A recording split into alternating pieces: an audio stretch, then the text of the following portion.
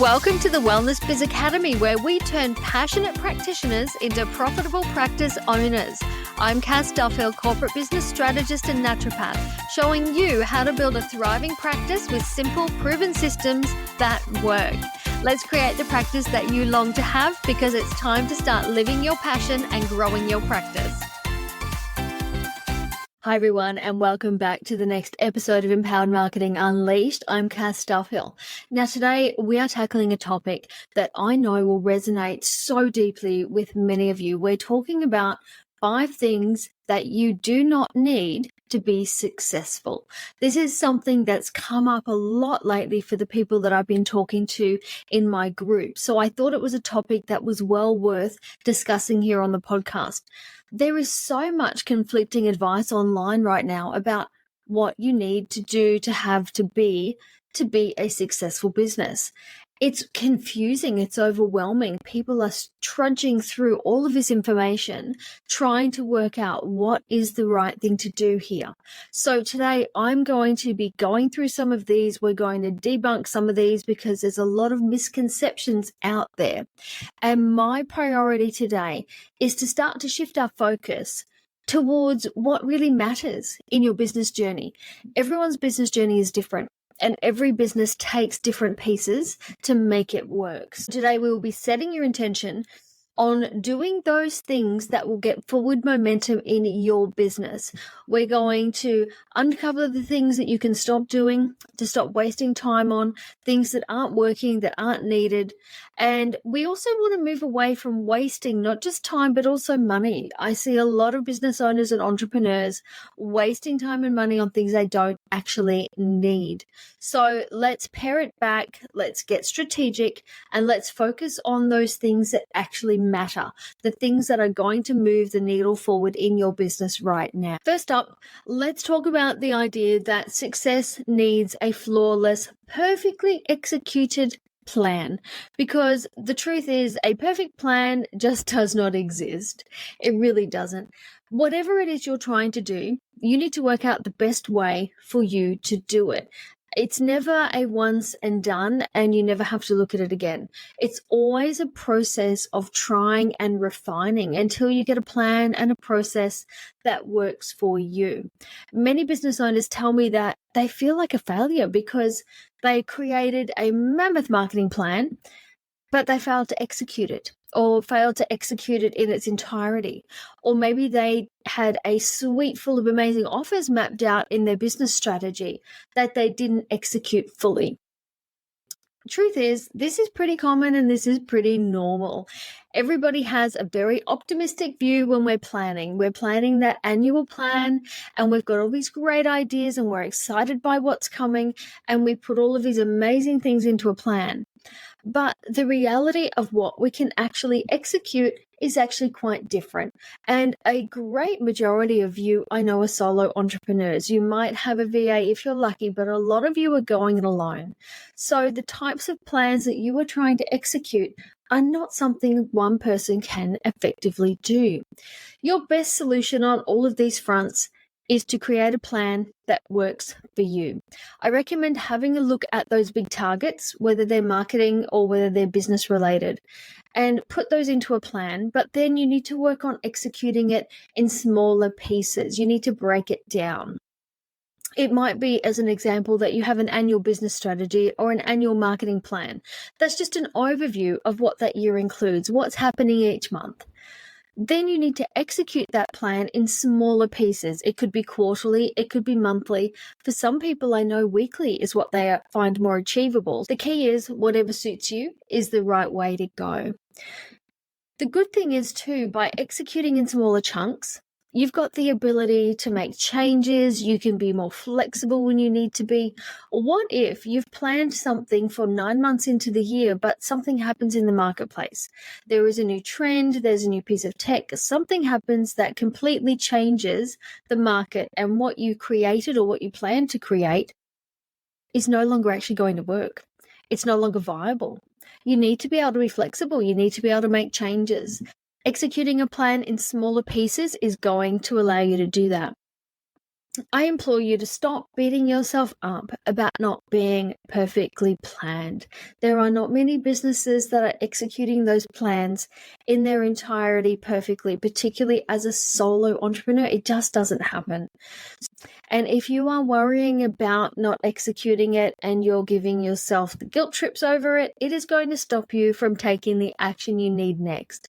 So how about we just take that whole idea of having a perfectly executed plan, put it in the bin, and just start with what is achievable for you. That's the right plan. Now, the second myth that is coming through a lot right now is you need to use traditional toxic sales tactics. Oh, yes, it is coming through loud and clear on many, many channels and spaces. And I'm having a lot of people bring it to me going, I have been told that because the economy is so bad, we have to go back to bro marketing tactics. We have to go back to guilt tripping. We have to go back to sliding into the DMs. Oh my gosh, people, no, please do not. We don't need to do that. I think it is up to us to continue the ripple of change. We are authentic. We're heart-centered businesses. We thrive on genuine connections. We are not about manipulative sales scripts. And we need to stay true to who we are and the way that we want to do business. If there are people out there teaching these toxic sales tactics, then friend, they're not for you. Leave them in their happy little bubble and you move on, because that is not how we work. I understand, though, for a long time, online business was the domain of the sleek and the somewhat slimy and the toxic in terms of sales tactics. These were the times when people were focused on getting your dollars no matter what. That's not where we come from. Okay, we are heart-centered. We are looking for alignment. You do what you do because you're passionate about it. You want to make a difference in people's lives. You want to improve their lives.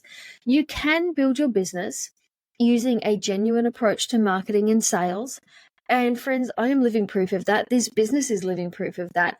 And there are so many other businesses out there doing it.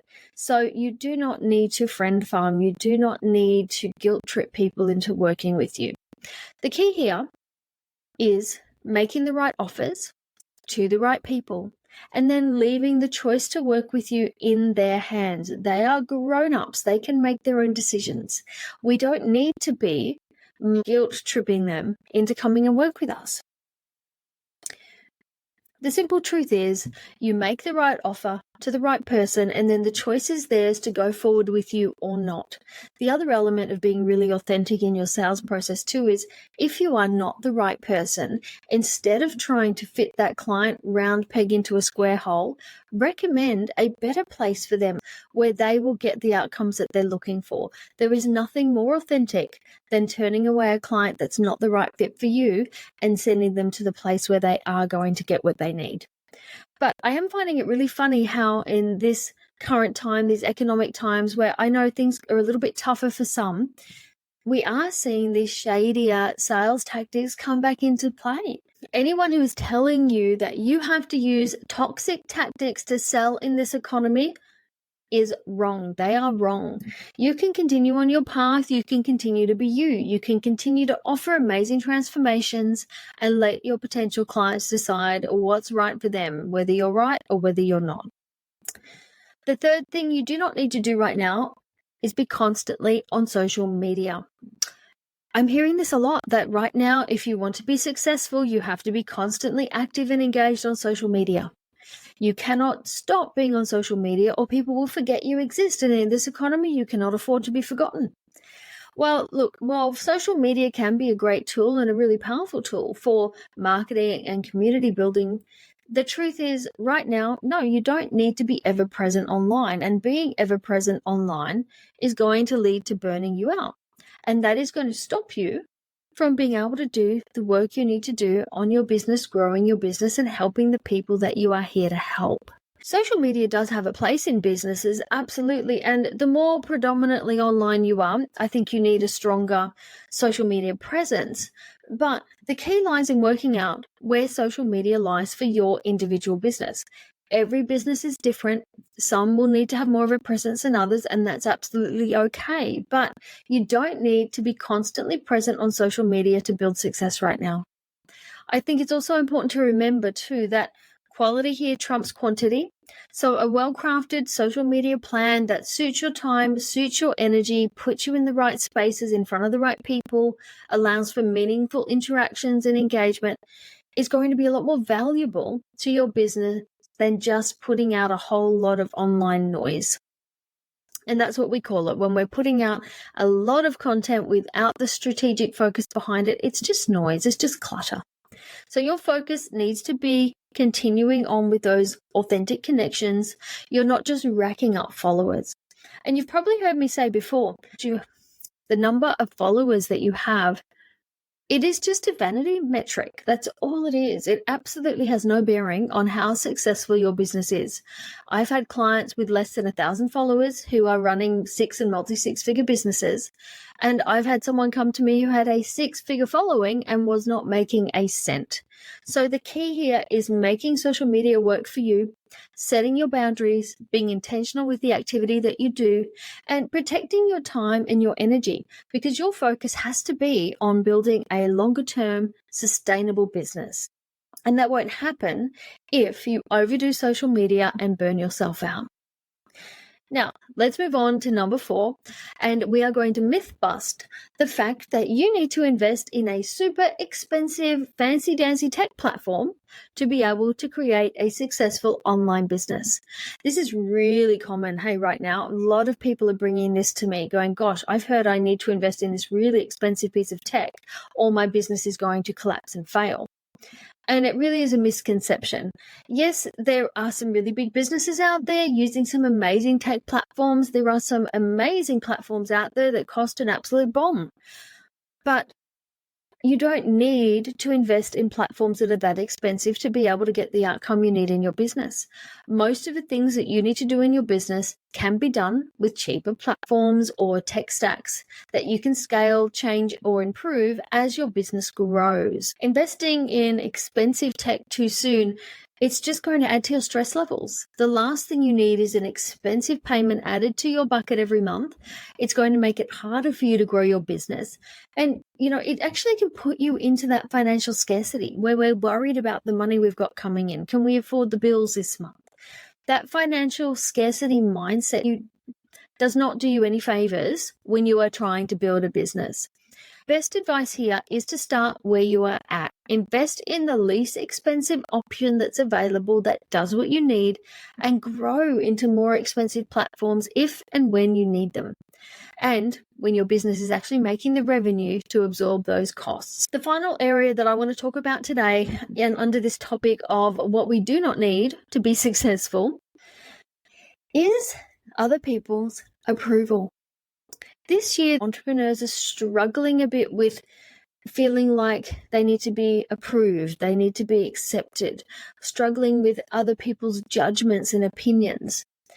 And the key here is you absolutely do not need approval from anyone to be successful. Your business, your path is yours alone. And does it really matter what anybody else thinks?